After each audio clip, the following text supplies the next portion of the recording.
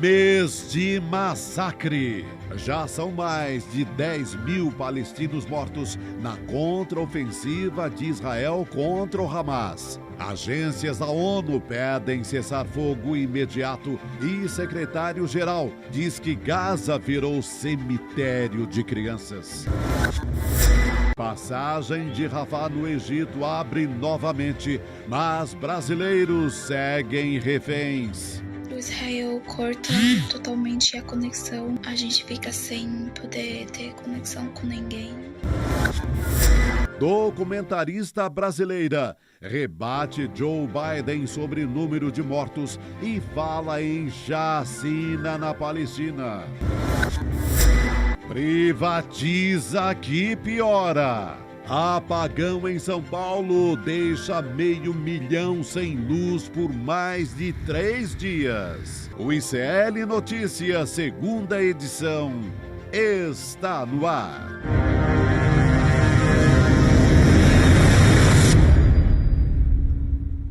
Olá, seja muito bem-vindo, seja muito bem-vindo. Hoje é segunda-feira, 6 de novembro de 2023. Muito boa noite a você que nos assiste pelos canais do Instituto Conhecimento Liberta, Eduardo Moreira no YouTube. Estamos começando mais uma semana com muita notícia. Continuamos falando sobre o genocídio na faixa de Gaza e também sobre o apagão da Enel em São Paulo. A gente destaca algumas informações aqui no nosso site, clnoticias.com.br. A fronteira em Gaza foi reaberta a estrangeiros. E a expectativa da representação brasileira na Palestina é de que o grupo de brasileiros que estão lá vai ser incluído em novas listas de pessoas autorizadas a deixar o território. Então, a gente está falando da passagem de Rafah, que fica justamente ali na fronteira da faixa de Gaza, na parte sul, com o Egito. Foi reaberta na tarde de hoje, no horário de Gaza. Fazia 3 dias que esse acesso estava fechado e nenhuma lista de estrangeiros autorizados a deixar o território foi divulgada pelas autoridades de Israel ou também do Egito. Então, o que se espera agora é que esse fluxo de saídas seja retomado. Como eu disse, o Alexandre Candeias, o embaixador, representante brasileiro lá na Palestina, disse que o movimento em Gaza, depois da reabertura da passagem, foi levar pessoas feridas no conflito.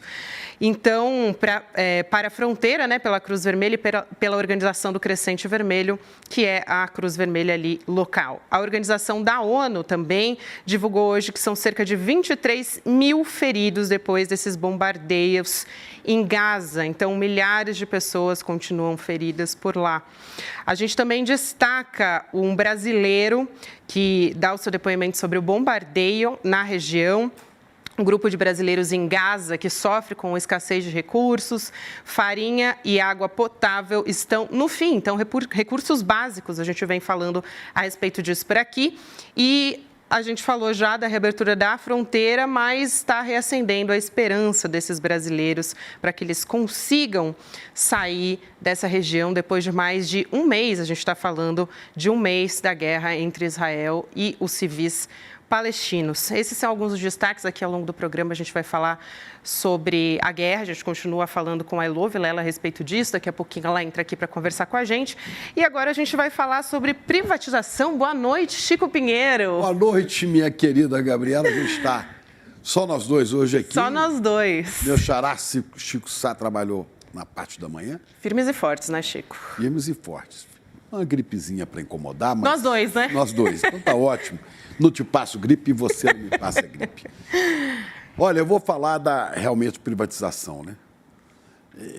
Hoje, a coisa que mais me surpreendeu foi um Twitter do ex-secretário de comunicação de Bolsonaro, Fábio Weingarten, que disse o seguinte... Essa ninguém esperava. Olha o que diz a extrema-direita.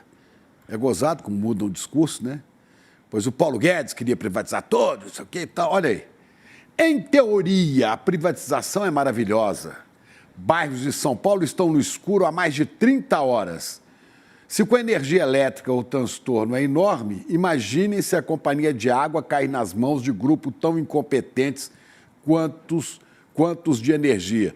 Viu, Tarcísio de Freitas? Tá vendo? Ó, olha o Weingarten dizendo para você. Imagine se a companhia de água cair na mão de grupos incompetentes.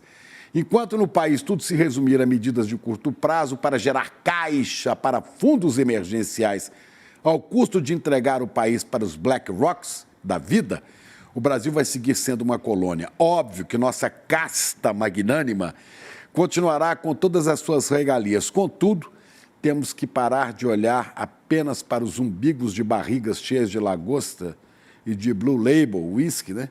E começar a pensar num projeto de país grandioso. Coisa que eles nunca pensaram, mas eles sabem que apoiar a privatização, quando São Paulo está no escuro há mais de 60 horas, aliás, já foi para 72 agora, né? 72 horas, foi exatamente. Sexta de tarde. Praticamente 3 dias, né, Chico? Pois é, há 500 mil residências ainda, até agora mesmo, sem energia elétrica. 500 mil. Se você colocar aí 4 pessoas, porque são 2 milhões de pessoas que estão sendo desatendidas pela Enel.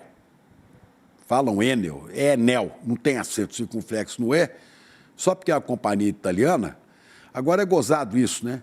A privatização deu certo, não viu o telefone como deu certo? Daria certo de qualquer jeito, porque o processo estava avançando, o processo tecnológico. Mas São Paulo, por exemplo, privatizou a telefonia, privatizou nada, estatizou na Espanha, porque entregou para a Telefônica, que é espanhola, é uma estatal espanhola.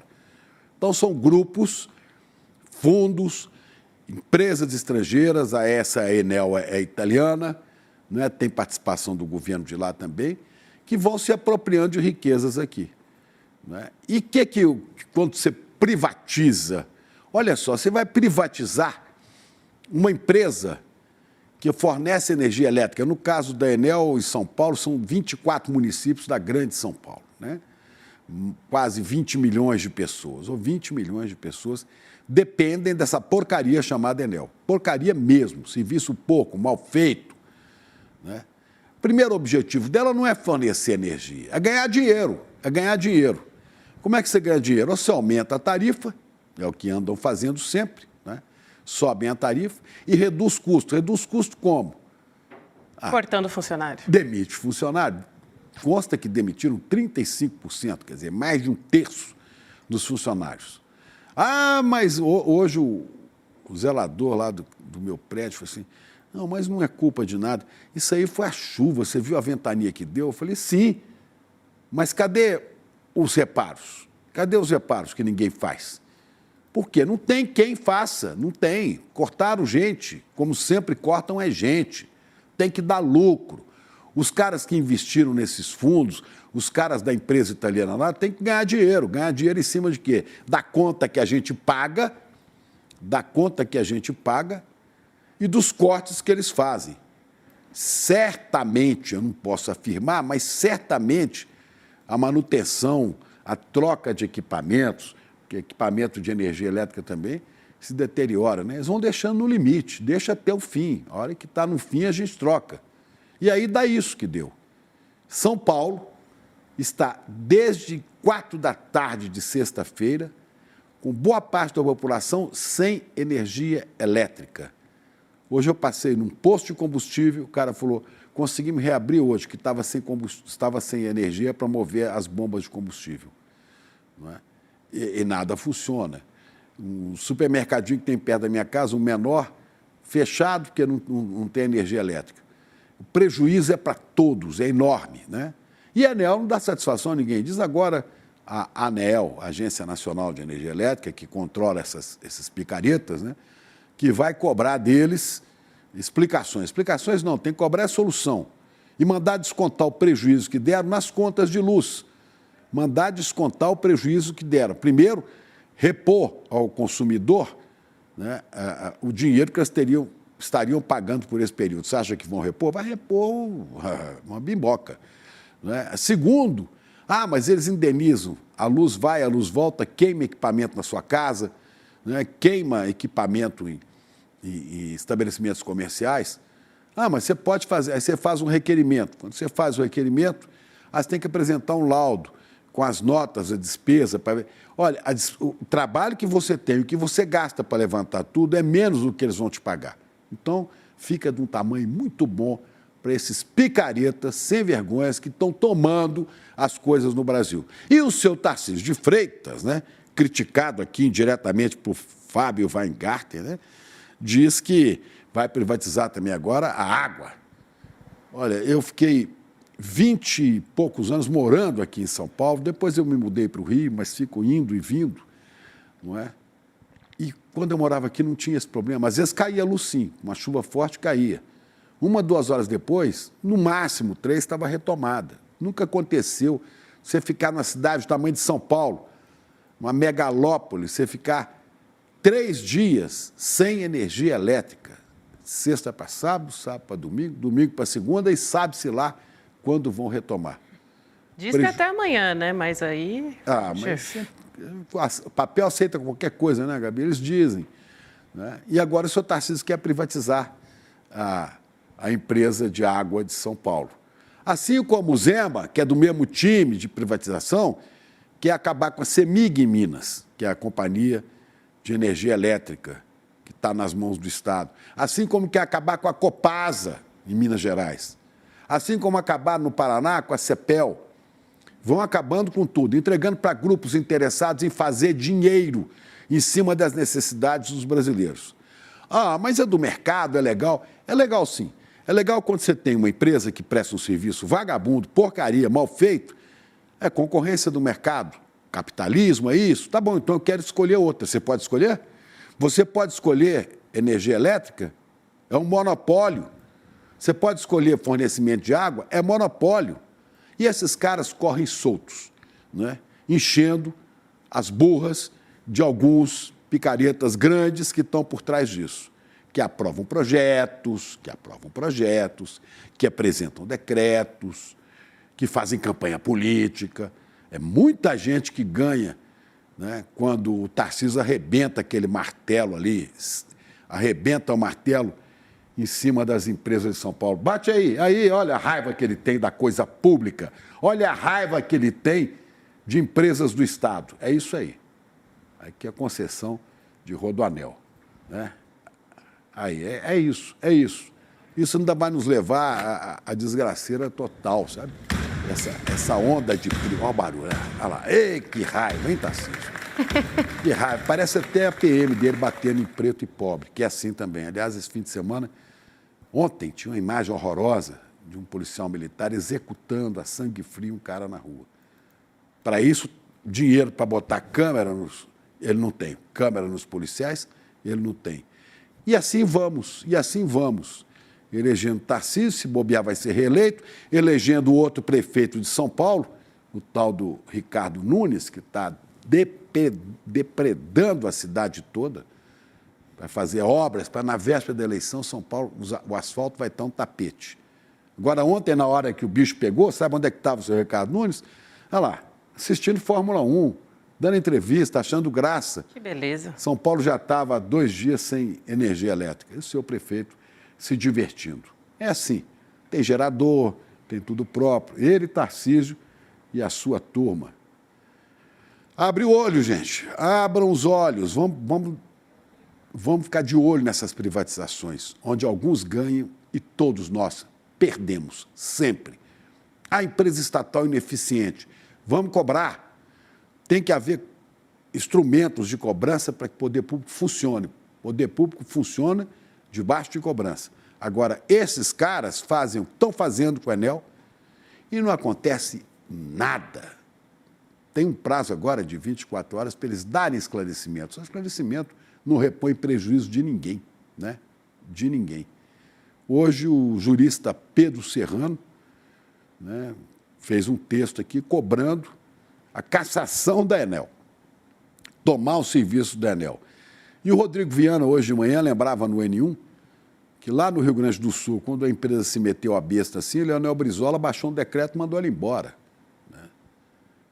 Mas aí como é que fica o mercado? O mercado, dofa-se o mercado. Dofa-se, entendeu? É isso. E a gente tem recebido várias mensagens aqui, Chico, não de quem está sem energia, né? Porque quem está sem energia provavelmente não está conseguindo assistir a gente. Mas já ficou sem energia, né? O Marcos Videira dizendo, a Enel vai ressarcir os cidadãos com esse prefeito e governador? Duvido. Enel, por favor, fala Enel. Só para a gente provocar eles. Eles não gostam de ser chamados de Enel. Enel. E aí, realmente, né, porque é uma questão, essa questão de ressarcir as pessoas, porque ainda quem tem um comércio ainda consegue ter algum tipo de comprovação. Agora, a dona de casa que perdeu todos os alimentos, ou o dono de casa também não consegue. Até a Bianca aqui da nossa equipe falou, né, o posto perto de casa está fechado. Eu fiz um vídeo, minha geladeira está completamente vazia, descongelando, perdeu alimentos também. Rogério Jordão também trazendo relatos para a gente. Mais de 72 horas depois do apagão em São Paulo, a gente tem cerca de 400 mil casas sem energia na região metropolitana de São Paulo. Então, deu uma atualizada nos números, né? Porque mais cedo a gente tinha 500 mil, ainda é muito pouco, né? A gente está desde sábado. Então, ainda tem 400 mil endereços sem energia, condomínios começando a entregar garrafa de água potável, Chico, e liberar o uso de água da piscina para descarga em vasos sanitários. Olha que situação que a gente chegou. Tem também os problemas de casas que, para ter água dentro de casa, tem que ter a bomba que joga a água de baixo para cima, né? Isso. A caixa d'água. As bombas não funcionam porque não tem água. Aí não tem como, né?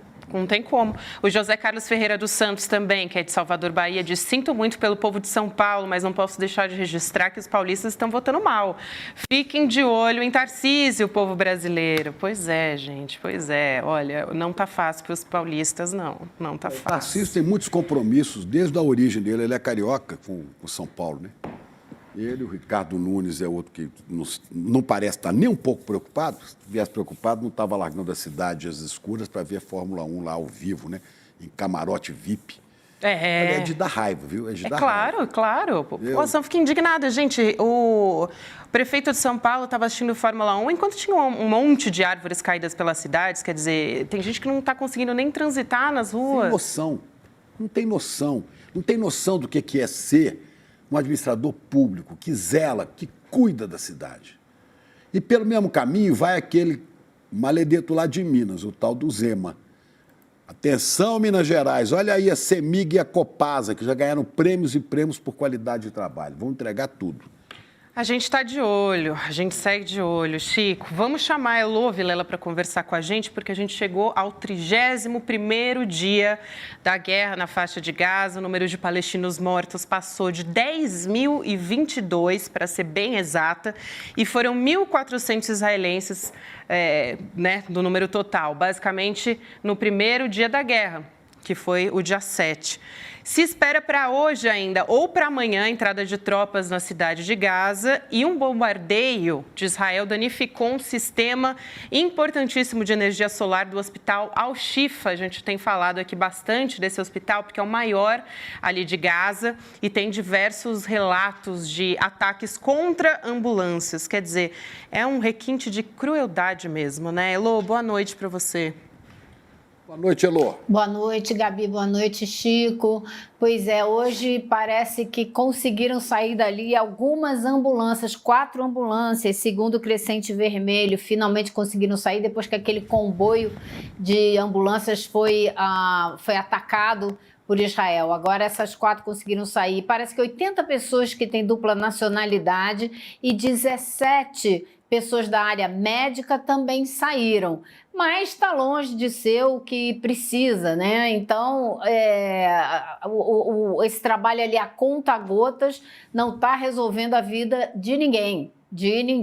O secretário de Estado americano Antony Blinken esteve ali na reunião e voltou dizendo que, infelizmente, não conseguiu nenhum avanço, nenhum acordo para a libertação dos reféns israelenses e para uma pausa humanitária. É o máximo que os Estados Unidos conseguem admitir e pedir, é uma pausa humanitária para que as pessoas possam fugir da faixa de Gaza.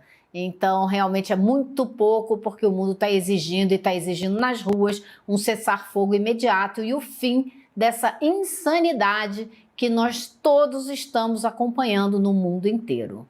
A proposta do Brasil, Elô, no Conselho de Segurança da ONU, foi mais ou menos isso, não foi nem cessar-fogo, foi pausa humanitária e abertura de corredor para as pessoas poderem sair, né? Como é que você interpreta? Você podia discutir isso no começo, agora já era, não dá mais tempo para isso, não. Pois é, agora é uma chacina, é um morticínio, é um banho de sangue. Os caras bombardeando a ambulância, sabe porque na ambulância pode ter alguém do Hamas, e aí até colega jornalista aí, né, seu pontual, que justifica, não, o objetivo é militar, e se tem gente do Hamas, aí mata, se seu parente estivesse lá dentro da ambulância, como é que fica isso? Né? Se for um amigo seu, já que você não reconhece a humanidade dos outros desconhecidos palestinos, porque isso já não é uma guerra do exército de Israel, Netanyahu, contra o Hamas, é Netanyahu contra o povo palestino. Agora, eu queria a sua opinião, Elô, porque eu não consigo entender como é que Israel mantém reféns sendo torturados, não os do Hamas, os brasileiros, por exemplo. Porque eles estão lá, e eu tive a informação que o problema para eles saírem não é nem o Hamas, nem o Egito, é Israel que não deixa que eles saiam. O que é? Será a retaliação? Com certeza. Será a retaliação ao Lula, porque o Netanyahu era amigo de Bolsonaro? Alguma sacanagem dessa ordem?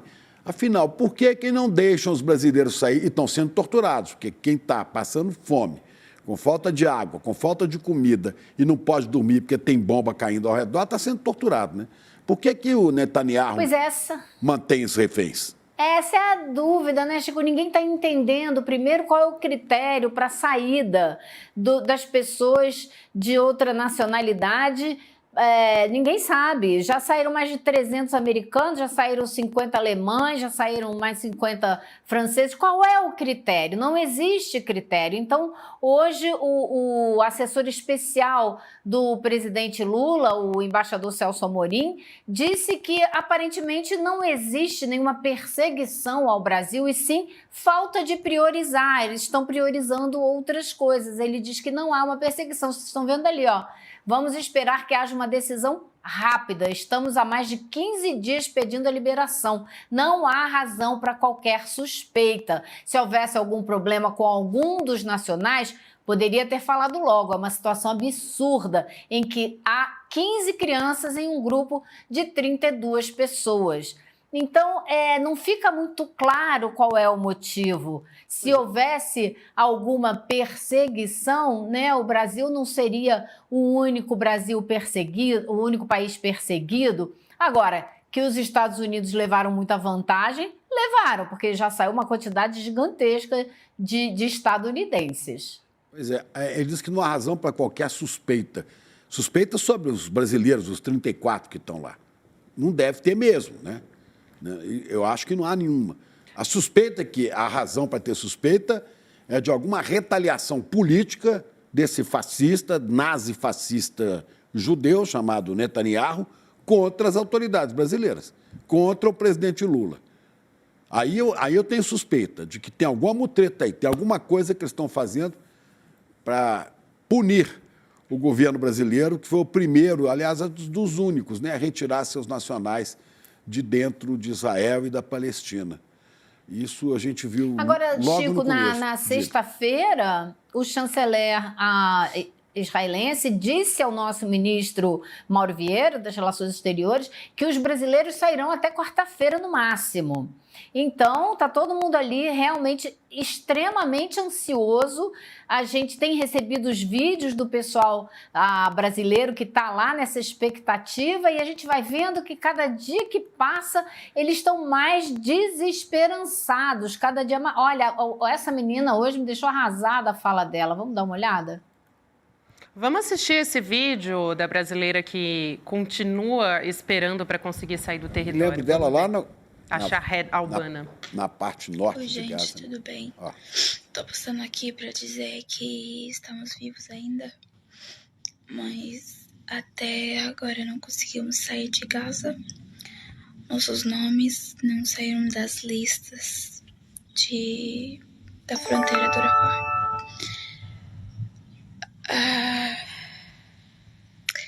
A maioria do tempo o Israel corta totalmente a conexão e a rede, então a gente fica sem poder ter conexão com ninguém.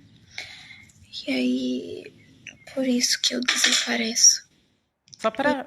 Só para atualizar essa lista, né, de estrangeiros, porque nenhuma lista de estrangeiros autorizados a deixar o território foi divulgada pelas autoridades de Israel ou também do Egito, por nenhuma delas.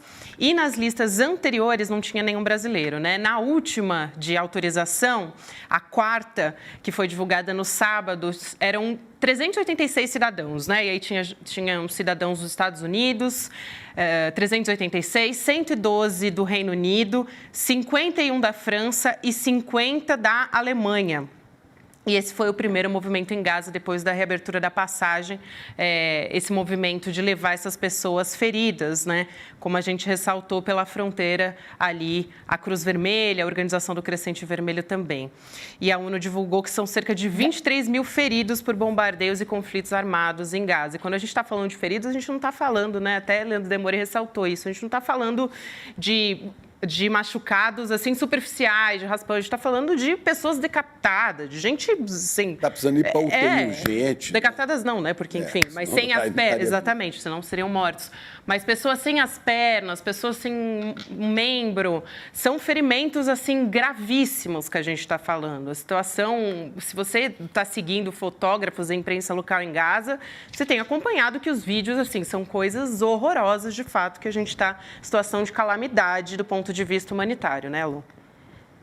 O Gabi, e eu queria só acrescentar o seguinte, essa discussão a respeito do motivo pelo qual os brasileiros não saíram de lá até agora, causou um mal-estar tremendo a ponto do embaixador de Israel no Brasil soltar uma nota dizendo que a culpa é do Hamas, que o Hamas está escondendo combatentes nas listas e o presidente dos Estados Unidos, Joe Biden, corroborou essa narrativa, dizendo que o Hamas está atrasando a saída dos reféns.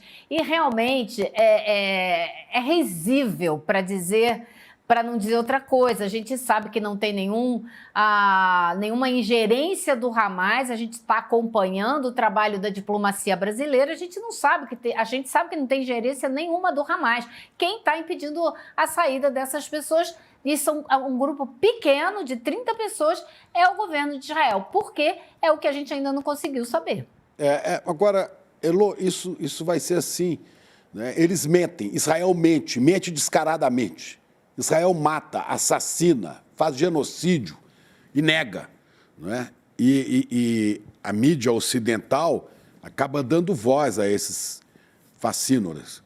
Isso é que é lamentável. Agora, quando eu vejo os brasileiros, os 34 que estavam em Gaza, a gente vê muito essa menina, como é o nome dela? Shahed Albana. Shahed Albana.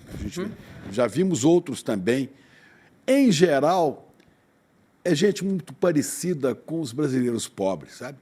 Esses brasileiros que moram nas periferias, nas favelas, né, nos lugares. Fossem os brasileiros empresários poderosos, o governo de Israel já estaria mais preocupado em liberá-los. Duvido que manteriam para ir gente loira de olhos azuis. Olha que interessante, hoje eu passei de carro em frente ao estádio do Morumbi, que fica num bairro de gente rica, né? O estádio do Morumbi, sempre que passa ali, tem 2 varais imensos com camisas penduradas para vender e bandeiras do São Paulo, afinal, é o estado do São Paulo, né? O estádio do São Paulo Futebol Clube. Bandeiras do São Paulo. Agora, 2 bandeiras imensas à venda. Aliás, cada varal tinha uma. Uma bandeira do Brasil e, ao lado, uma bandeira de Israel. Quer dizer, a torcida de Israel, infelizmente, a torcida do sionismo assassino continua firme aqui. E quem se preocupa com esse povo que está aí, esses 34, né, somos nós, da mídia independente, né, são os grupos de direitos humanos amaldiçoados ao redor do mundo.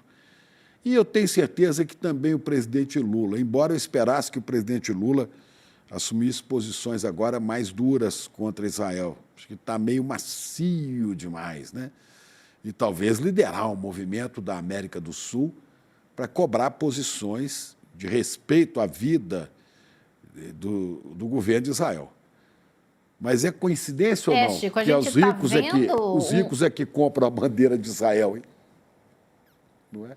A gente está vendo um incremento aí no mundo, Chico, de países se movimentando na área diplomática para cobrar, justamente para pressionar o governo de Israel. O número de países que estão chamando seus embaixadores de volta vai crescendo. Hoje a gente teve mais 2 países que entraram nessa lista: a África do Sul e o Chad. E a África do Sul, Chico, é fundamental, porque a África do Sul chamou seu embaixador de volta denunciando o genocídio. E há muitos anos que o governo da África do Sul já iguala, já compara, já equipara o que acontece em Gaza com o apartheid que aconteceu na África do Sul. Então, é um peso simbólico importantíssimo, uma presença importante da África do Sul nessa movimentação diplomática, que já tem outros países, como a Jordânia, o Bahrein, Guatemala,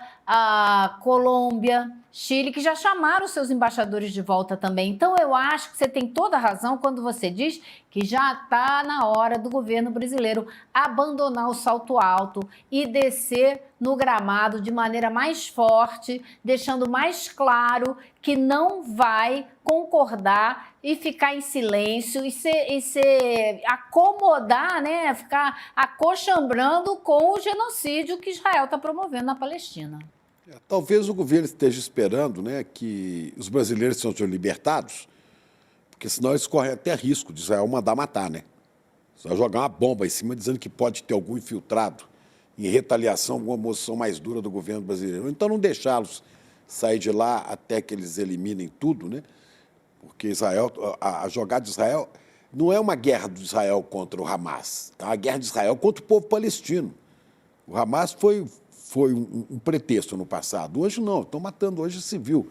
Ou há 10 mil militantes do Hamas mortos aí, entre esses 10 mil. Imagina, né? Imagina que loucura. E acho que essa discussão está vindo num crescendo que hoje ficou mais forte lá na ONU, né, Gabi? O secretário-geral da ONU foi muito contundente ao falar sobre essa questão hoje. Você não quer relatar isso para a gente? Não, Elô, com certeza. Ele já tinha falado, né, o Antônio Guterres, o secretário-geral, que Gaza estava virando um cemitério de crianças. E hoje ele voltou a dizer isso, Elô. Ele voltou também a pedir por um cessar-fogo, né, bateu nessa tecla de novo. E aí a ONU informou num documento oficial que 88 funcionários lá das Nações Unidas, né, da Agência de Ajuda para os Refugiados Palestinos, que é da ONU, foram mortos em Gaza, isso desde o dia 7, né? Então, no total. E hoje a ONU divulgou também um vídeo para homenagear uma dessas funcionárias que foi morta ontem, infelizmente, que é a Mai Ibad. E a gente tem esse vídeo também, vou pedir para a nossa produção colocar aqui, tá? Ok, né, gente, o vídeo? Ok, podemos chamar o vídeo. My family is originally from Praia. When I was just a toddler, I was diagnosed with muscular dystrophy, which is a genetic disease. I was accepted at Software Engineering College, and I already was the top of my class. Luckily, this continued, and I found myself applying for a job as a front-end developer with UNRWA in partnership with UNICC.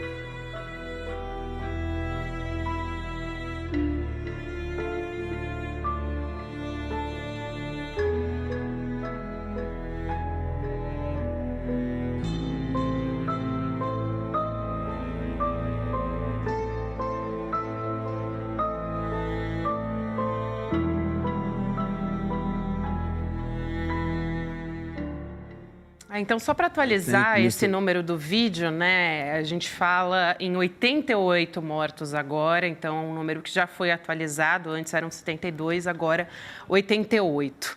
E aí a gente tem também 18 executivos e chefes de agências da ONU escrevendo uma carta conjunta.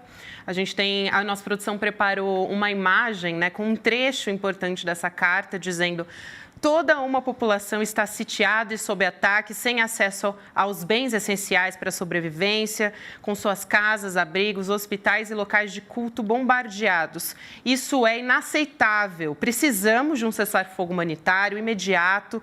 Já se passaram 30 dias, já é suficiente e isso deve parar agora. Foi o que disseram os chefes dessas agências da ONU nessa carta conjunta bastante contundente.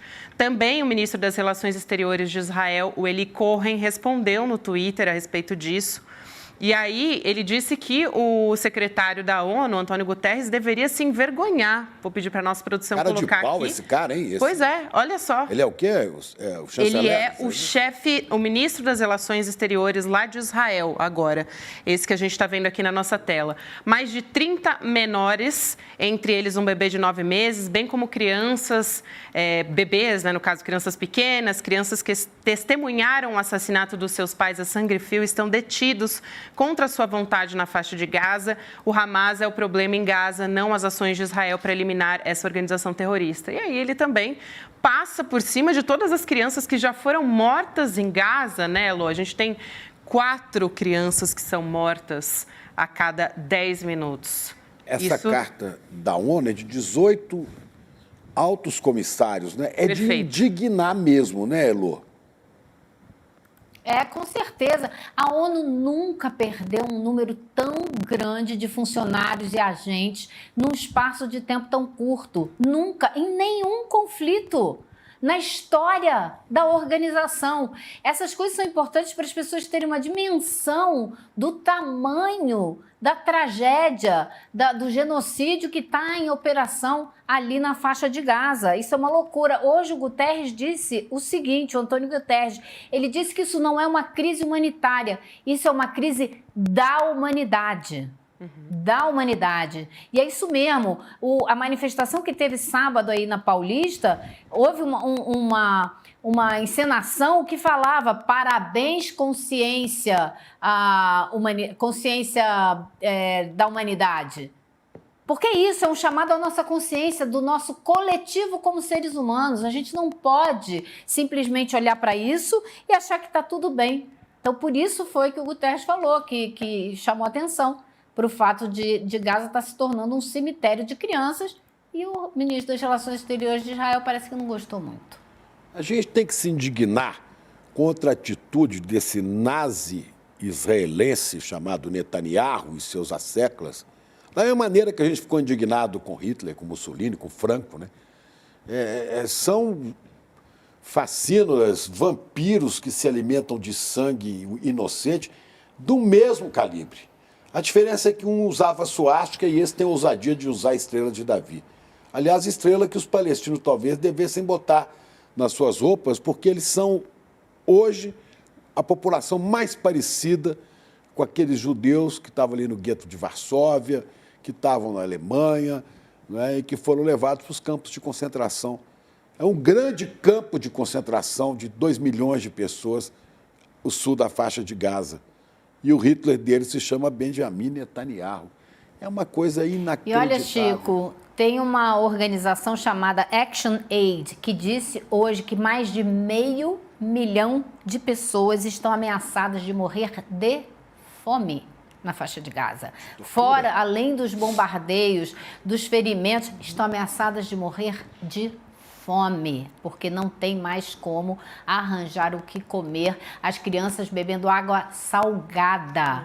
O risco de desidratação dessas crianças é gigantesco. Então o problema só vai se multiplicando e, como disse Antônio Guterres, o que Israel está permitindo que entre em matéria de número de caminhões para ajuda humanitária são gotas que não atendem à necessidade desse oceano de problemas que é Gaza.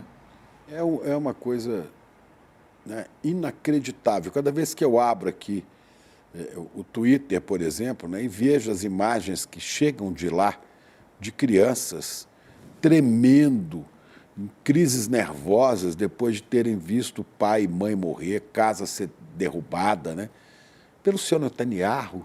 Em nome de quem? Em nome de que Deus fala a este animal perverso, né? Esse vampiro. Eu não tenho palavras, eu estou muito indignado, isso já nos afeta há um mês a todos nós, e principalmente nossos colegas jornalistas que estão mais próximos. Já morreram quase 20 lá, né, Lô? 20 jornalistas. Bem mais, acho que são mais de 30 já, Chico. É uma loucura, uma verdadeira loucura. E, Elô, vamos falar também da posição estadunidense nessa guerra, nesse massacre, melhor dizendo, né? O maior submarino que já foi construído nos Estados Unidos, que é capaz de lançar mísseis nucleares, chegou ontem ao Oriente Médio e a presença, né, desse submarino já foi divulgado, inclusive nas redes sociais, pelas próprias Forças Armadas dos Estados Unidos. A gente tem aqui a imagem que a gente está colocando agora. Desse submarino, quer dizer, é mais uma demonstração de força, né, do país estadunidense. Covardia, né? De covardia, sim. E além disso, a gente não pode esquecer, né? O governo dos Estados Unidos pediu ao Congresso, o Congresso aprovou mais 14 bilhões de dólares para envio de armas para Israel e também já disse, o Wall Street Journal disse hoje que o governo americano já está decidido a enviar 320 milhões de dólares em bombas de precisão para Israel usar nessa chacina, nesse genocídio, nesse massacre que está promovendo ali na faixa de Gaza. Hoje o presidente Joe Biden, inclusive, conversou por telefone com o primeiro-ministro israelense Benjamin Netanyahu e conversou sobre a possibilidade de uma pausa humanitária, porque eles são muito bonzinhos, estão pensando numa pausa humanitária para quem puder fugir de lá, tentar fugir enquanto é tempo para sobreviver a tudo isso. Realmente é inacreditável. Olha, são bilhões de dólares em armas para Israel. Quer dizer, é o Biden obtendo autorização do Congresso para fazer mover a indústria, né, que mais dinheiro dá nos Estados Unidos, que é a indústria bélica, a indústria de armas. Ele já vendeu arma para a Ucrânia, agora vai vender para Israel. Enquanto isso, a indústria americana se movimenta, a indústria burra, assassina, sangrenta, né, vai se mover. Agora, Chico, acho importante a gente destacar... Às custas de vidas humanas. Destacar duas coisas. Perdão. Acho importante a gente destacar duas coisas, que houve manifestações e as manifestações em Washington, a manifestação em Washington foi enorme.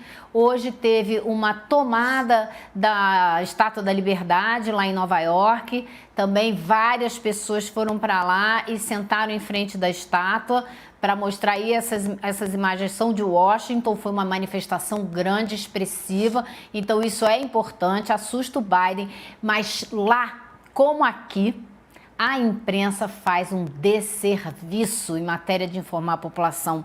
Eu estava conversando com uma pessoa que eu conheço que trabalha em Washington, que vai à Casa Branca, que vai ao Departamento de Estado e está desesperada de ver como jornalistas americanos não fazem uma pergunta sequer para cobrar do seu governo que acabe com esse massacre. Nada. É uma coisa impressionante, é um outro problema que a gente tem no mundo hoje também. Elô, você falou sobre essa manifestação, né? Uma das entradas ali da Casa Branca tem uma imagem bem forte, acho que nossa produção não chegou a separar, mas dá para a gente descrever, porque eles colocaram mãos, né, vermelhas, como se fossem manchas de sangue, né, representando o massacre. Em tinta vermelha, também escreveram Palestina Livre, isso bem na entrada ali da Casa Branca, e acho que é uma demonstração muito poderosa, né, por parte dos manifestantes, muito forte. Olha aí, o muro da Casa Branca apareceu agora. Olha, entrou ali, aí. Né? Tem que pressionar mesmo. É, né? Para dizer que o governo dos Estados Unidos está com as mãos sujas de sangue. Aí, ó, a imagem. É isso mesmo. Essa imagem. Está com as mãos sujas de sangue. Palestina Livre. Está banhado em sangue, ele que fornece as armas para esse genocídio. Será que ele fornece também as bombas de fósforo branco, que continuam sendo jogadas de aviões, que são crime, segundo a Convenção de Genebra? Né? Eu vi hoje uma imagem jogada de um avião, né? Desce como se fosse um véu branco. Onde aquilo encosta, queima, mata. É uma arma química perigosa, proibida, que Israel usa na maior cara de pau, né? Insensível, inimputável, com apoio de Biden. Agora você imagina, a gente fica nessa situação, né? E é Biden perdendo prestígio, com o risco do outro assassino, Donald Trump, ganhar a eleição ano que vem. Precisava surgir um candidato aí que desse alguma esperança de paz. Tá difícil de ter esperança. Olha que imagem horrível. Sim. Tá difícil, Nossa Lô. Senhora. Boa pergunta, Chico. Essa pergunta tem que ser respondida. Quem é que vende essas bombas de fósforo branco? para o governo de Israel usar contra a população palestina. Se bobear, o próprio Joe Biden e seus fabricantes de armas. Pode ser, né? Pode ser. Elô, querida, muito obrigada. Um beijo para você, até amanhã. Sigamos na luta. Sigamos firmes e fortes por aqui. Com certeza. Vamos denunciando, é o que nos cabe. É isso, Chico. Isso aí. E a gente, inclusive, né, daqui a pouco a gente vai chamar o Guga por aqui, mas tem até uma documentarista brasileira, só queria fazer esse registro, que vive lá em Nova York, a Júlia Baixa. Ela coordenou uma mesa, né, no último feriado e rebateu essas acusações do presidente Joe Biden, já que a gente estava falando aqui dessa posição estadunidense. Porque o Joe Biden tem colocado em dúvida, né, Chico, o número de pessoas mortas lá em Gaza. Não basta tudo o que a gente tem visto, porque nessa guerra, né, até é difícil de falar isso, mas não tem como você negar, porque está sendo divulgado a olhos vistos nas redes sociais. A gente tem visto crianças mortas, mulheres, idosos. A Júlia Baixa, ela representa a organização Just Vision, e aí ela reuniu diversas entidades justamente para mostrar o que o mundo está assistindo a essa chacina, esse genocídio sem precedentes.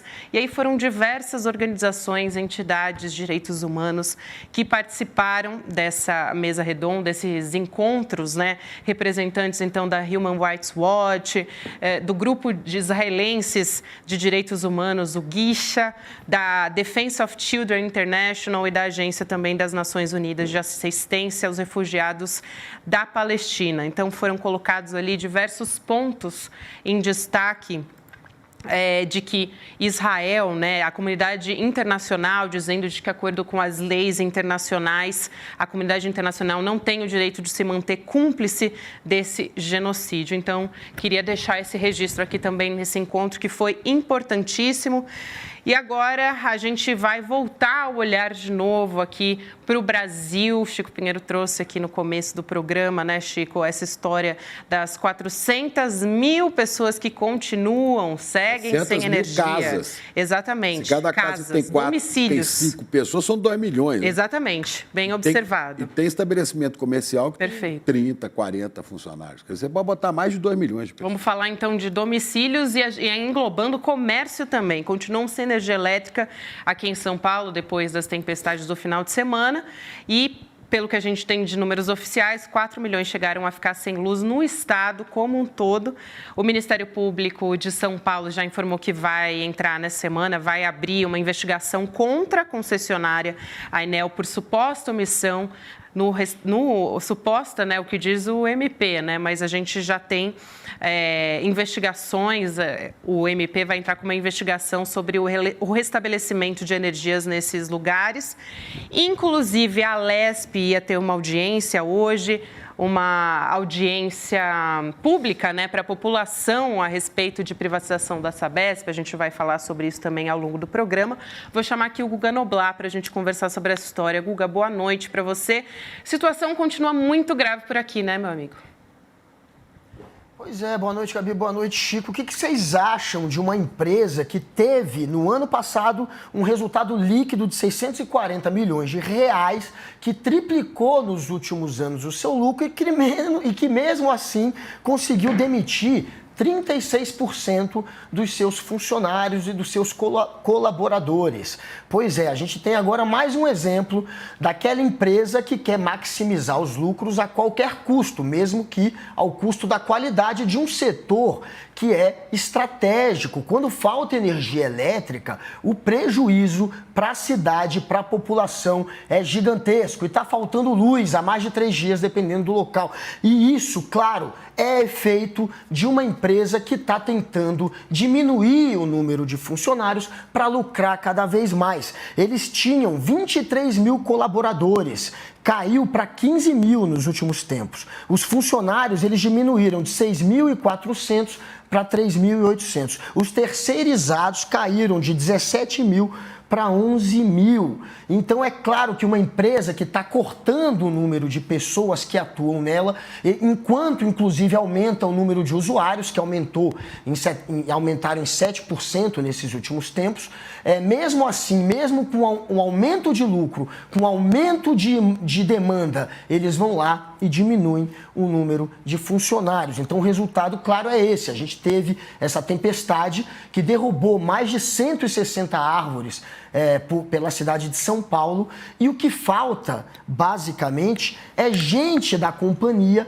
para desligar a energia elétrica e deixar que a cidade recolha essas árvores para que eles possam restabelecer a fiação. Os fios elétricos, a gente sabe que é outro problema, né, de São Paulo, é que poucos, acho que 7% só da fiação é aterrada. O restante é aquela que passa ali por cima da cidade e que está sob o risco de árvores que possam cair sobre elas, que foi basicamente o que aconteceu. E não tem gente, falta empregado, falta funcionário, falta colaborador da Enel para ir lá desligar a energia e deixar que a cidade retire as árvores. Então tá essa confusão. Eles têm um prazo que eles se comprometeram, a Enel, de conseguir resolver tudo isso até a terça-feira, portanto, até amanhã. Eles se comprometeram com o prefeito da cidade, com o Ricardo Nunes. Veremos se conseguirão fazer isso, porque por hora, como informou há pouco a Gabi e o Chico, 400 mil residências seguem sem energia elétrica.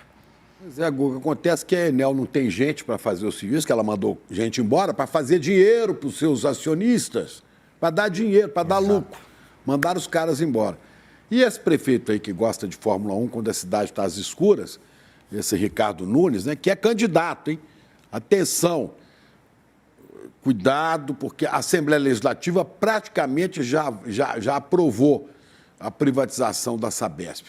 O Tarcísio já tem os votos contados na mão. Hoje é a luz, amanhã vai ser a água. Vai ser a água sob ordens do Tarcísio. Isso rola grana, o povo ganha dinheiro, negociações, os acionistas ganham, todo mundo ganha, né? Só o contribuinte, o cara que paga pelo serviço que fica péssimo, é que paga. E o senhor prefeito, né, sei lá, mesmo que a Enel tirasse, desligasse a energia, não sei se o prefeito tem gente para recolher árvore, não, porque está todo mundo ocupado para o prefeito e recapear pedaço de asfalto para ele fazer campanha eleitoral e botar dinheiro de publicidade nos veículos de comunicação. Só para lembrar, né, que o Nunes... São bilhões de reais que a Prefeitura de São Paulo tem em caixa e que vai torrando isso aí, né, comprando espaço em televisões, comprando espaço em jornal, notícia, parecendo notícia, mas tem grana por trás. É tudo lamentável. Só o contribuinte, o usuário que perde, viu, Guga? E só para lembrar que o Ricardo Nunes, esse ano, mês retrasado, né? Inclusive, ele assinou ali um documento afrouxando, né, o controle municipal sobre a Sabesp, porque a Sabesp tem direito ali a 50%, quase 50%, né, do controle, e aí teria um direito a veto, por exemplo, na hora da privatização, né? Teria um direito a veto na hora de privatizar, uma das principais metas do governador Tarcísio de Freitas, e o que se diz ali nos bastidores é que ele, o Tarcísio, em troca do apoio do Tarcísio nas próximas eleições, ele resolveu assinar esse documento que afrouxa ali e que entrega de bandeja, né, a Sabesp nas mãos do serviço privado. Esse é um prefeito nanico, né, um político nanico, sem estatura para nada. Esse cara virou prefeito de São Paulo porque o Bruno Covas morreu. Se não fosse visto o Bruno Covas, ele não chegaria jamais à Prefeitura de São Paulo. Agora, sentado em cima de um cofre poderoso, ele corre o risco de se reeleger.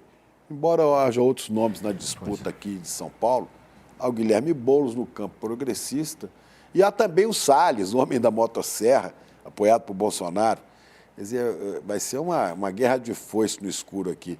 Ô, Guga, mas eu queria te perguntar sobre essa nota do Weingarten que nos surpreendeu, né? Metendo pau em privatização, dizendo que os caras estão ficando ricos. Foi hackeado o Weingarten? Foi hackeado? O que aconteceu? O que está por trás disso aí? Olha, né? Óbvio que ele chama esses ricos de casta magnânima, com regalias, com barrigas cheias de lagosta e de whisky Blue Label. É a turma que ele sempre protegeu, ele e o Jair lá em Brasília. O que está por trás disso aí, Guga? Você tem ideia? O Fábio Van Gaerden é aquele que é tido como talvez o candidato a vice na chapa com o Ricardo Nunes. O Ricardo Nunes vai tentar a reeleição, vai tentar seguir na prefeitura e talvez o vice dele seja exatamente o Weigarden. Agora, o Weigarden ele tem uma relação muito ruim com o Tarcísio, então ele aproveitou aí esse apagão para dar uma fritada no Tarcísio. De vez em quando ele vai lá e dá umas no Tarcísio, mas não foi só ele que está se aproveitando desse momento para dar bordoadas em adversários políticos. O Ricardo Nunes está tomando pancada de todos os lados, né?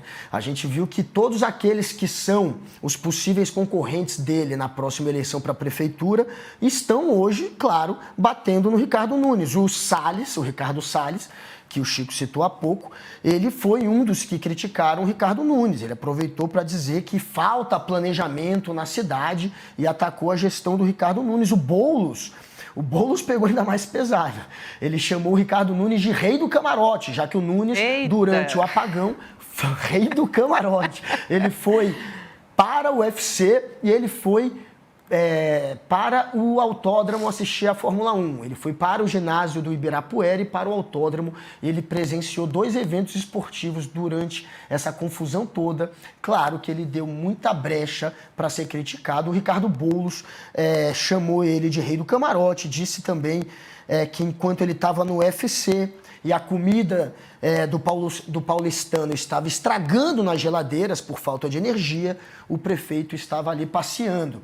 E aí o Ricardo Nunes Guilherme Boulos, né, que chamou ele de rei do camarote. Foi o Boulos, o Guilherme Boulos. Eu falei Ricardo Nunes, Guilherme Boulos. Eu falei Ricardo Boulos? Colou uma confusãozinha. Não. É o rei do camarote. E o Ricardo Nunes devolveu. Rei do Boulos, camarote, gente, rei do camarão, né? Rei do camarão, da lagosta, deve estar tudo. E o que o povo diz? Ele é rei do Red Label. Mas aí o Ricardo Nunes chamou, o Ricardo Nunes, que não sabe como reagir, sabe aquele que bate e não consegue bater de volta, chamou o Boulos de terrorista. Fez a coisa mais boba de se fazer e falou que ele é o rei dos terroristas. Mas enfim, ele apanhou também do Kim Kataguiri, o Ricardo Nunes, o prefeito. O Kim Kataguiri disse que a cidade está um caos e o Kim Kataguiri é um dos que querem concorrer contra ele. A Tabata Amaral talvez tenha sido a que pegou mais leve, mas ela também prestou solidariedade às vítimas. E acabou dizendo que a cidade precisava saber melhor como lidar aí com essas situações agora de risco por conta da mudança climática, por conta, enfim, de toda uma série de transtornos que a gente sabe que estão já acontecendo devido, claro, à temperatura do planeta que está sendo alterada. Então, a gente não tem mais como fingir que está sendo pego de surpresa quando acontece algum evento extremo como esse que aconteceu em São Paulo. É claro que a saída, tanto da Enel quanto do prefeito, tem sido essa, a de dizer que é a pior tempestade desde que há a medição que foi feita e começou a partir de 95. Essa teria sido a pior tempestade de São Paulo, os ventos mais fortes que foram registrados. Agora, não há como se fingir de idiota. Isso está acontecendo no mundo inteiro. Na Alemanha tem inundação agora. Então, não tem como se fingir, portanto, de surpresa. É por isso, inclusive, que o Ministério Público, que o governo federal está indo para cima disso. Estão cobrando o Ministério Público, obviamente, vai cobrar exatamente um plano para você se antever a esse tipo de situação ou estar preparado para quando aconteça esse tipo de evento extremo que eles chamam, né? Então, enfim, Ricardo Nunes, claro, virou vitrine e está tomando muita porrada, principalmente daqueles que querem pegar a prefeitura no ano que vem.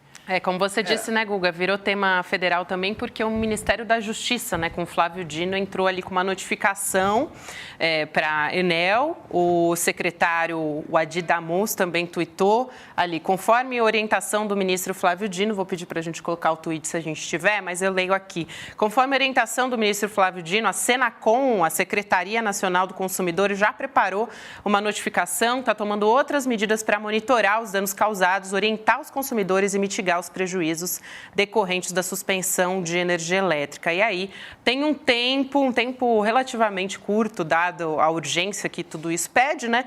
Mas para a concessionária poder responder quais foram os problemas e por que não respondeu a tempo aos consumidores, né, Chico? É que caçar por irresponsabilidade, por dano ao patrimônio público, às pessoas, aos cidadãos, aos contribuintes. Tem que caçar. Manda eles ligar dinheiro noutra freguesia. Aqui não. Agora, esse prefeito, só completando, viu, o Guga, além de incompetente, é burro. É burro. Porque tem que ser um cara muito burro. Se ele não tem sensibilidade, já é um problema. O cara não tem sensibilidade de ver o que está acontecendo na cidade e se divertir em camarote de Fórmula 1. Isso é falta de sensibilidade. Eu não posso pedir que ele tenha isso. Né? Nem ele, nem Tarcísio, esse pessoal, né? Esses riquinhos, não tem esse tipo de sensibilidade. Não sentem a dor dos outros. Aí tá bom. Mas é burro, porque tinha pelo menos que pensar com a cabeça de marketing político. Ela não vai pegar bem com a cidade às escuras e eu aparecer num negócio de Fórmula 1. Vão cair de pau em mim. Era o mínimo que um cara inteligente pensaria, mas nem isso ele tem. Tudo bem não ter, né, sensibilidade, a gente já não esperava. Agora, não ter o bom senso, né, político já é demais, né? É isso mesmo. Vamos falar de outro assunto também, porque o agro está querendo a anulação das questões do Enem. Mais uma questão aqui que a gente tem discutido muito desde esse final de semana, né? A bancada do agro está dizendo que tem cunho ideológico. Não surpreende a ninguém, né? Um total de 0 pessoas. O que está dizendo é a bancada do agro, exatamente. Né? Quem é a 3 bancada questões do Enem. E está querendo convocar o ministro. Então, a frente parlamentar da agropecuária, como disse o Chico, a bancada, que é integrada por parlamentares ruralistas, estão dizendo que essas questões são de comprovação unicamente ideológica. A questão 89, por exemplo, abordou os fatores negativos do agronegócio no Cerrado, mencionando, por exemplo, a superexploração dos trabalhadores, as chuvas de veneno, assim, apontando, né, para os agrotóxicos que são utilizados pelo agro. A 71 está falando da nova corrida espacial financiada por bilionários, discutindo as perspectivas que ela aponta. E a questão 70 do Enem, da prova, tem como mote, como objetivo, falar do avanço da cultura da soja e também do desmatamento da Amazônia. E aí, eles não gostaram muito, né? Inclusive, o senador Sérgio Moro se pronunciou, claro, nas redes sociais a favor da anulação, junto com a bancada do agro. Vergonhoso, é o que diz o Sérgio Moro, o governo federal usar o Enem para fazer doutrinação ideológica e, ao mesmo tempo, atacar o agronegócio. Foi o que ele postou. Ai, Guga, não tem vergonha, né? E aí? É uma piada, é uma piada, é uma piada. Ele falou vergonhoso. Será que ele falou com S ou com Z? Porque o Moro não sabe português, né? Deve ter escrito. Será que ele falou olhando para o espelho? Porque vergonhoso é esse tipo de posição. O que a gente tem, mais uma vez, é essa turminha da extrema-direita acéfala, que não tem como fazer uma discussão política de alto nível apelando para a guerra cultural. Eles estão voltando para aquilo que fez com que eles aparecessem para a população, que é travar uma guerra, basicamente uma guerra de comportamento e uma guerra cultural. E o principal alvo, desde o início, foram os professores, que eles chamam de doutrinadores. A perseguição ao Enem começa em 2015, quando o Enem faz uma questão onde eles colocam uma frase da Simone de Beauvoir, que fala de Beauvoir. Não se nasce mulher, torna-se mulher. Era essa a frase que para eles tinha um cunho feminista. E aí eles acharam que aquilo era inaceitável. A partir desta questão da escritora francesa, eles passam a perseguir não só os professores e o Enem. E quando era presidente, em 2021, o Jair Bolsonaro, ele inclusive diz que a partir daquele ano, já em 2021, o Enem ia passar a ter a cara do governo federal, ou seja, de um governo com viés neofascista, um governo que a gente conheceu, um governo autoritário que tentou inclusive dar um golpe de Estado. A partir dali, sim, eles tentaram de alguma maneira controlar o que podia sair no Enem, porque o Enem é feito de uma maneira independente. Os professores que formulam as perguntas são contratados por edital. Aquilo passa por uma banca de professores, 2 vezes por uma banca depois de professores que avaliam se aquela questão está bem formulada.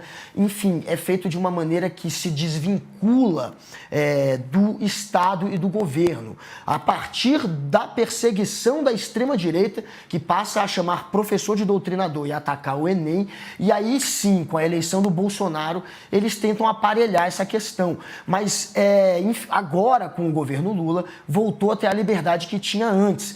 Não foi o governo Lula que bolou nenhuma dessas 3 questões e elas são supérfluas, não tem nenhum tipo de doutrinação em nenhuma delas. Mas essa turma da extrema-direita, que não tem nada além de uma guerra cultural para tentar conseguir trazer para eles algum tipo de lacração e para conseguir incitar a militância deles, voltaram, claro, para a estaca zero, que é essa, a de atacar professor, a de atacar o Enem. Estamos vendo mais um capítulo da guerra cultural bolsonarista.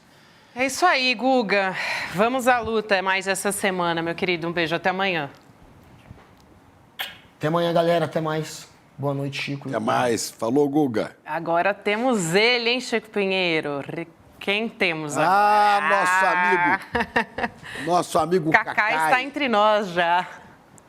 Grande Cacá. E aí? Saudade de você. Segunda-feira passada você não pôde estar com a gente. Tudo bem, querido? Bem-vindo. Estamos aqui. Tudo ótimo com vocês. Escuta aqui, a gente estava falando agora de um personagem que você aprecia muito, você segue o seu... Tá me ouvindo, Cacai? Tá me ouvindo? Estou te ouvindo bem, estou ouvindo bem. Estou ouvindo bem. Não, eu queria só saber, a gente estava falando do personagem aqui que você admira muito, né? Aquele lá de Maringá, Moro, né? Que está apoiando a bancada do agro. A bancada do agro agora está brigando por causa de prova do Enem. Vê que falta do que fazer, né? E o Moro está endossando, como se ele fosse um cara do agro, né? Não tem o que fazer. Está chegando a hora dele, né? Parece que agora, 16 de novembro, ele perde o mandato. Será? Como é que está isso? Você está sabendo, está acompanhando?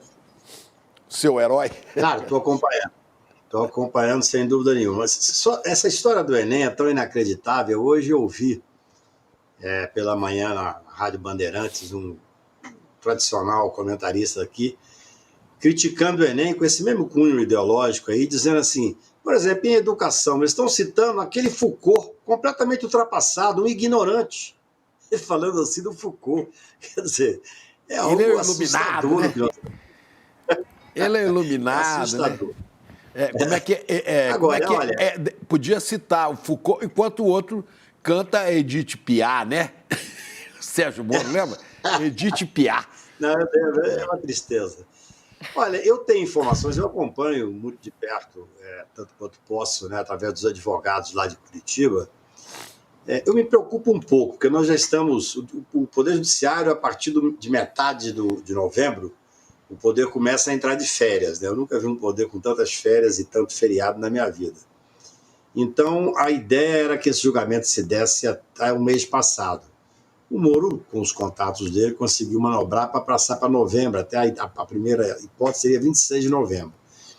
Eu acho tudo muito ruim de deixar para o final do ano, porque as informações que eu tenho é que, tecnicamente, o processo ele é um processo insuperável, ou seja, ele vai resultar na cassação do Moro, o que seria extremamente importante que essa cassação se desse em Curitiba, simbólico até, eu diria. Sim. Porque depois, é claro, de um jeito ou de outro, vai vir para o TSE. Nós temos que imaginar, Gabi e Chico, que o TSE ele vai mudar muito a partir de novembro agora. Nós vamos ter uma composição de forças diferente, muito pouco tempo no TSE, porque o ministro Benedito sai, que tem sido muito rigoroso como corregedor, quero deixar aqui as minhas homenagens a ele, e nós teremos uma hipótese de ter um TSE que não faça esse enfrentamento rigoroso de pessoas como esse Moro. Mas eu acho que é importante, por tudo que eu tenho conversado com os advogados, até me chamaram para que, vindo para o TSE, para que eu fizesse a sustentação oral, não é minha área, direito eleitoral, não pretendo fazer, acho que pode parecer uma questão pessoal, seria dar muito prestígio a esse indigente intelectual, parecer que eu tenho algo pessoal contra ele.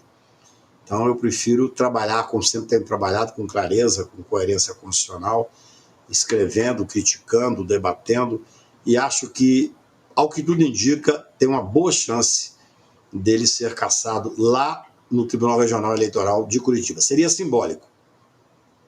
Agora, dia 16 ou 26, né? 16. 16. Está marcado para 16, mas há um trabalho para adiar. Eu não gosto de criticar os advogados que trabalham para adiar, não, porque faz parte do processo democrático, né? A informação que eu tenho que talvez fique para 20 e pouco. Mas vamos esperar.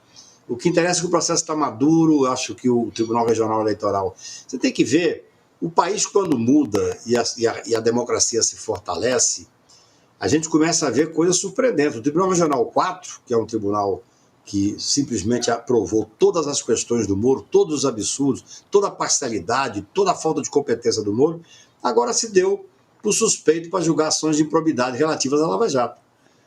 É algo absolutamente novo, ou seja, o próprio tribunal, que eu diria que é um tribunal de passagem nas questões criminais, foi o tribunal que manteve a prisão do Lula, o tribunal que manteve uma série de delações que não deveriam ter sido aprovadas, fazia absolutamente tudo que o Moro decidia, tinha uma aprovação imediata, quase que um tribunal de passagem. Agora, com os novos ares, com a democracia se fortalecendo, com o Supremo Tribunal se posicionando de forma vigorosa em relação aos abusos, não só o Supremo, mas também o Tribunal Superior Eleitoral, nós começamos a ver que as estruturas dos tribunais regionais começam a mudar. É assim que funciona, Gabi. Eu sou advogado e sei perfeitamente que quando nós temos decisões que são decisões democráticas, decisões arejadas no Supremo Tribunal especialmente, a tendência dos tribunais é prestar mais atenção. Existe um livrinho, que o Moro provavelmente nunca botou a mão nele, que é a Constituição Federal, e esse livrinho é que norteia os nossos passos, né? Então, eu entendo que as coisas estão começando a entrar nos eixos. Queria te perguntar a respeito dessa história, né, que a gente continua sem luz em São Paulo, muita gente, 400 mil domicílios, para ser mais específica, né? Eu queria perguntar a respeito da concessão da Enel, né? A gente teve, por exemplo, lá em 1959, o Brizola, com uma canetada, né, na rede elétrica ali do Rio Grande do Sul, ele cassou essa concessão. Seria possível fazer isso? Como é que seria esse processo de reestatização? E, assim, pensando do ponto de vista político também, né? Porque a gente tem, por exemplo, quando a gente tem um apagão, existe um custo político ali para essas pessoas e que estão tentando se reeleger, inclusive, né? Ricardo Nunes, inclusive, ali de conluio com o Tarcísio, o governador do estado, para tentar se reeleger. Gabi, cassar a concessão é uma coisa imperiosa. Tem que haver a cassação da concessão. Não é possível que você tenha um apagão como esse em São Paulo. Nós estamos falando aqui de pessoas que estão sem comida, que está apodrecendo, pessoas que não têm como subir o elevador, mas nós temos que pensar que existem hospitais que às vezes não conseguem ter a geração necessária de energia, existem alguns lugares em que as pessoas podem morrer, as pessoas podem ficar à míngua. Quer dizer, nós temos que ver alguns dados que são impressionantes. Em 2019, quando foi feita a privatização, tinha 23.835 funcionários. Hoje, em setembro agora, tinha 15.366. 36% dos funcionários foram demitidos, porque o que interessa é o lucro. Como é que se pode colocar a energia de uma cidade, de um país, de um estado, nas mãos de quem só visa o lucro? Aqui em Brasília, depois que a SEB foi fechada e privatizou e veio a Neo Energia, Brasília virou uma vergonha, Chico. Eu moro no Lago Sul, que é um lugar mais... Aí é Enel também? Tudo é mais caro. O quê? Aí é da Enel também? Que eu não falo. Não, aqui é uma... Nel, não é a mesma, não. É um grupo diferente. Mas o resultado... Na minha casa, eu moro no lugar que eu diria mais privilegiado de Brasília, cai a luz pelo menos 2 vezes por dia. Queima a televisão, queima vários aparelhos e tal, não dão nenhuma satisfação. E tem um detalhe, Gabi. A minha conta de luz, depois que foi privatizada, ela aumentou 3 vezes. Triplicou. Quer dizer, é algo inacreditável você pensar na hipótese de uma cidade como São Paulo ficar parada esse tempo inteiro sem luz, sem sequer que tenha uma satisfação correta. Tem que haver a cassação. Eu não tenho nenhuma dúvida disso. Eu vou muito a São Paulo trabalhar, amanhã mesmo estarei aí, E me impressiona, com todo mundo que eu converso, as pessoas não são favoráveis, em regra, por exemplo, à privatização da empresa de água. Isso aí é uma coisa que eu acho que o Tarcísio tomou um susto quando ele falou que ia privatizar. Claro que ele vai privatizar, porque o que interessa é o dinheiro, e o dinheiro, além do lucro, dinheiro para fazer campanha. No Rio de Janeiro foi assim. A privatização de alguns sistemas no Rio de Janeiro propiciou que a campanha do atual governador fosse corrida à larga. Agora, nós temos que voltar a discutir, é claro que essa direita empedernida tem o direito de reclamar, eu não discuto disso, mas nós temos que pensar que esse sistema falhou. São Paulo está há 2, 3 dias sem luz. Repito, além de 2 milhões de pessoas que estão sendo atingidas, você tem outros sistemas como hospital e vários outros lugares que são sistemas que podem levar à morte com prejuízo incalculável. Claro, o que a ANEEL está dizendo? Eu ouvi a ANEEL dizendo, não, nós vamos analisar caso a caso para fazer os devidos ressarcimentos. Não é nada. Isso não funciona, Gabi. Não funciona. Por exemplo, aqui na minha casa, queimou uma televisão antiga que eu tinha. Eles queriam que eu tivesse a comprovação de quando eu comprei a televisão. Não, e que a televisão queimou por causa daquelas quedas sem contar. Alimentos que meu estragados. time Como tá você muito comprova ruim, isso? Eu estou com medo de cair para a segunda divisão, e na hora que eu estou vendo o Cruzeiro jogar, cai a luz. Sorte Ainda tem esse sua. problema emocional gravíssimo. Sorte sua. Você não vê o Cruzeiro perder, pelo menos. Provocando o Chico aqui, viu? Eu sei que você está provocando, mas eu acho que você tem sorte, porque se ficasse ligado o tempo todo, você ia ver que a coisa está feia. Ô, Cacá, de que depende a cassação dessa Enel, a concessão dela? Depende de quê? Vontade política. Depende de vontade política, e é evidente que isso vai dar margem a uma discussão muito séria na justiça, né? É claro. Aí você tem uma discussão, assim, as empresas que investem, Chico, elas têm que ter segurança jurídica. Isso é óbvio. Você não pode imaginar, por qualquer motivo, você cassar uma concessão. Não é isso que eu estou dizendo. Peraí, mas quem investe... Para você cassar uma concessão, tem que ser... Mas, desculpa interromper, mas eu tenho que falar, mas quem investe é o contribuinte, quem está usando o serviço, que está investindo na empresa, porque ela não está investindo em nada, claro. Ela está cortando investimento. Claro, mas existe uma regra. Existe uma regra que nós temos que ter muito cuidado, porque o Brasil é um país que, embora agora, surpreendentemente, de forma positiva, eu li um dado ontem, que o Brasil teve um número foi o segundo país para que recolheu investimentos externos. Eu fiquei feliz com esse dado. O fato é que o que o governo tem que pensar é a hipótese de não privatizar alguns setores. Esse é que é o fato. Nós temos a privatização da energia em São Paulo, um desastre. Um desastre a ponto de nós estarmos discutindo aqui a necessidade de cassar a concessão. Está se discutindo agora que vai cassar a questão da água. Certamente será um desastre. Eu repito, a minha energia, a energia que comprou aqui é NEL, não é Enel, é NEL. A minha energia em casa subiu 3 vezes. Eu falei com a diretora da empresa recentemente, fui fazer um debate jurídico, ela disse que me daria uma satisfação, não tive a resposta para essa que mandei para ela a conta do que eu tinha aqui. Ou seja, nós temos que discutir novamente o Estado. Essa é uma discussão mais séria. Eu acho que o governo Lula precisa tomar pé dessas situações. É claro que nós estamos num momento ainda de muita dificuldade. Você está vindo uma GLO aí, que é algo que vai dar muita margem para discussão sobre todos os aspectos. Mas no tocante a essas empresas, que são empresas que prestam serviço essencial à população e que não estão prestando serviço à contenda, ao contrário, essas empresas têm que assumir a responsabilidade. E está prevista a hipótese de cassar a concessão. Acho que é correto. Quem caça é o governo federal? É o presidente da República? Eu não conheço especificamente o procedimento. Quase certamente é o governo federal. Eu não conheço o processo de privatização. Hoje até eu li que o governador de São Paulo está criticando a forma com que foi privatizado, dizendo que não existe muita certeza do que teria que apresentar. Acho que é o prefeito. Que ele fará, quer dizer... Acho que é o prefeito. Não, acho que foi o governador que está criticando. Eu vi o prefeito criticar. O prefeito eu não leio. Então, eu talvez não tenha. Mas, olha, o que o país tem que ver é isso, essas questões essenciais que não deveriam ter sido privatizadas. Se privatizadas, se não estiver prestando serviço para a população, tem que tomar providência, não tem outra saída.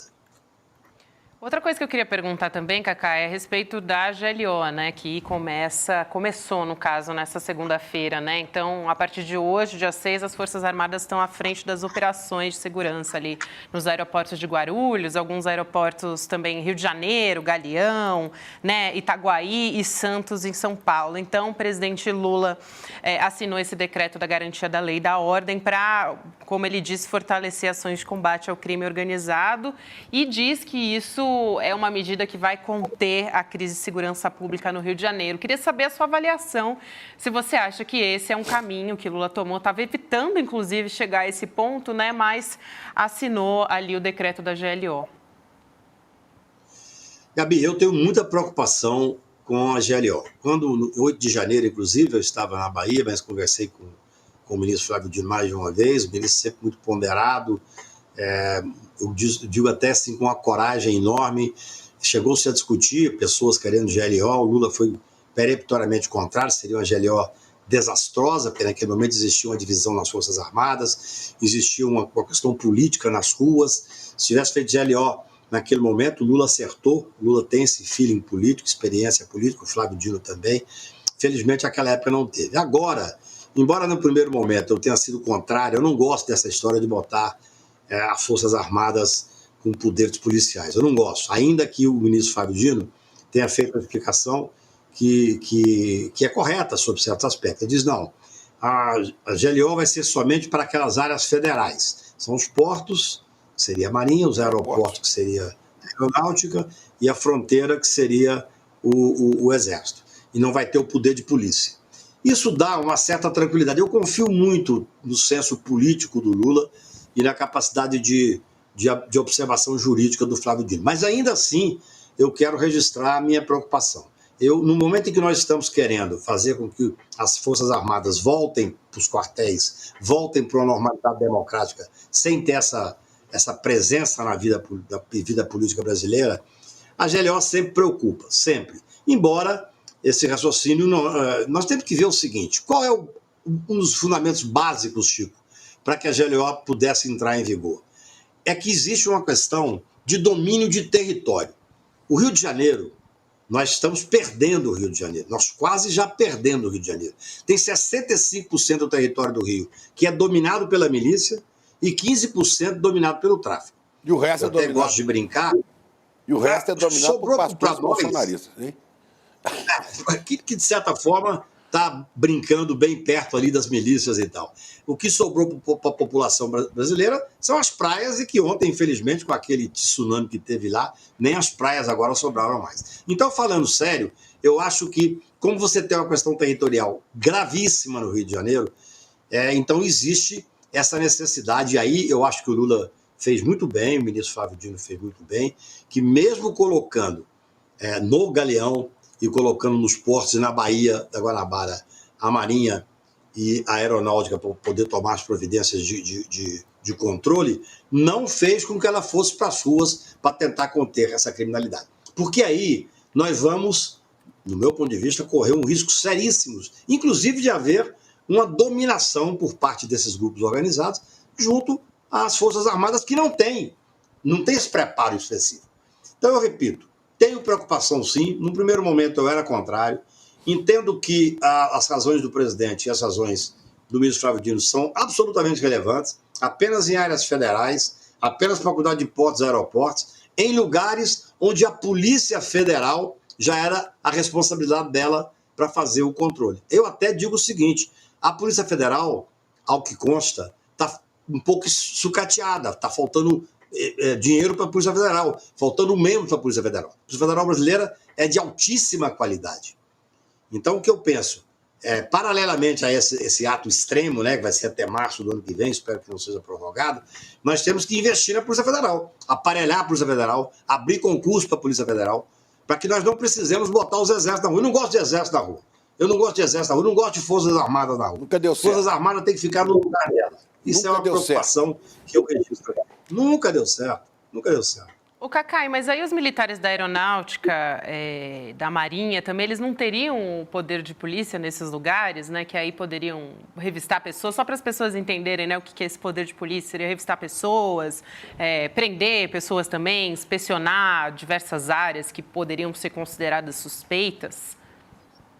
Nesses lugares, sim, onde eles estiverem, onde a GLO foi feita, GLO específica, né? GLO para os portos, e não são todos os portos, está lá os portos que vão ser. Para a Baía da Guanabara, para os aeroportos. É claro que nesses espaços, assim como a Polícia Federal tinha um poder de polícia, e segundo a informação que se dá para justificar, é que falta, inclusive, pessoas suficientes da Polícia Federal, é claro que lá eles terão esse poder. O que acontece, eu espero que isso seja cumprido, eu conversei com algumas pessoas, é que há por parte tanto da Marinha como da Aeronáutica e também do Exército, o interesse de fazer, eu diria assim, um policiamento que seja rigoroso, mas que não tenha essa ostensividade de prisão, de necessidade de mostrar força. Força eles já têm. Então, é muito importante que nós, a sociedade civil, vocês, a imprensa, que cumpre um papel fundamental, que nós acompanhemos a forma que isso vai ser levado. Repito, eu seria contrário à GLO, em princípio, lá em 8 de janeiro, eu acho que o Lula foi muito bem, o ministro Flávio Dino foi muito bem, e felizmente nós defendemos que não deveria ter. Aqui é diferente, aqui tem uma questão territorial, o Rio de Janeiro está dominado, o Rio de Janeiro é um caso inacreditável, 6 últimos governadores do Rio, 5 foram presos e 1 foi afastado. E o Rio é um caso seríssimo, a milícia... E se bobear, isso aí vai caminhar para alguma dessas coisas.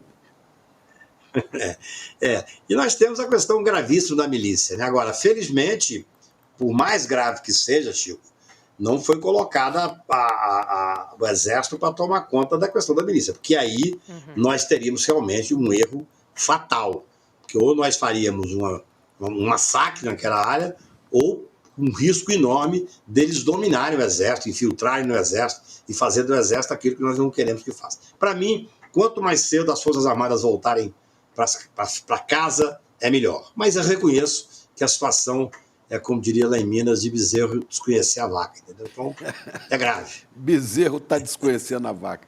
Ô Cacai, tinha muito mais coisa para falar com você, inclusive sobre o Rio de Janeiro, né? Candidaturas possíveis à Prefeitura do Rio, né?